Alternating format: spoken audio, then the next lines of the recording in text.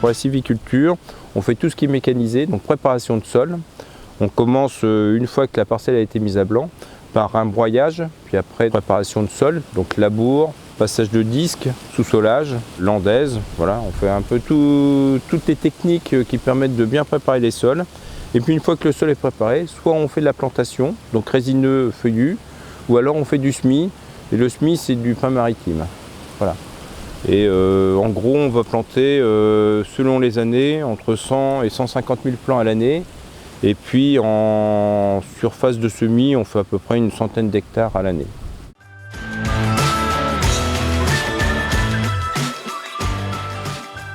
On apporte une valeur ajoutée à notre métier en étant vraiment en conseil. On s'adapte, je dirais, donc à la personne qu'on a en face de nous. Quand c'est un particulier qui ne connaît pas grand-chose, voilà, il faut vraiment, je dirais, tout lui expliquer, de A jusqu'à Z, être très pédagogue.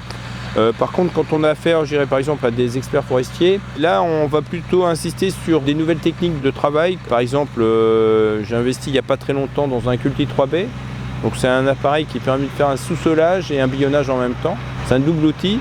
Donc ça, c'est intéressant parce que je dirais, on passe moins sur le sol, donc on a un risque moindre de compactage du sol. Ou alors, par exemple, pour les potées travaillées. Donc, ce sont des techniques qui commencent à être utilisées. Voilà.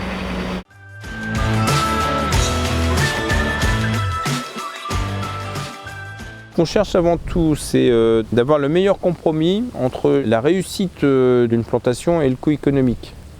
Donc à la fois, je dirais, par rapport donc, à la préparation de sol, on essaye de trouver des techniques qui sont un peu moins coûteuses que par le passé.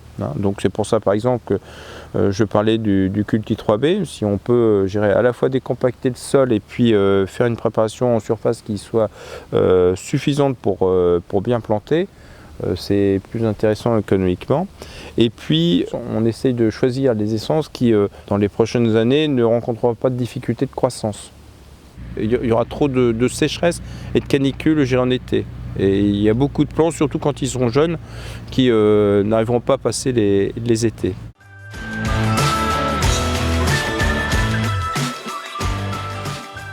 Le T254 est équipé par exemple d'une barre de guidage. Il y a quelques années, les GPS en forêt n'étaient pas du tout fiables. Là aujourd'hui, c'est plus performant. Et donc ça nous permet d'avoir une qualité de préparation de sol meilleure.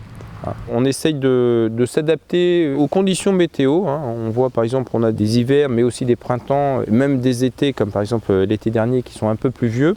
Donc ça nous oblige, je dirais, à nous poser les bonnes questions sur le type d'engin que on sera amené à utiliser dans les prochaines années.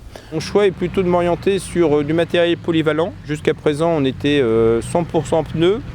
Et là, je risque d'aller sur peut-être un chenillard ou deux chenillards, de façon à avoir une proposition plus étoffée. Et puis au niveau donc, des outils de préparation de sol, il y a la charrue, mais il y a d'autres technologies maintenant qui arrivent avec des décompacteurs, donc on essaye de s'adapter.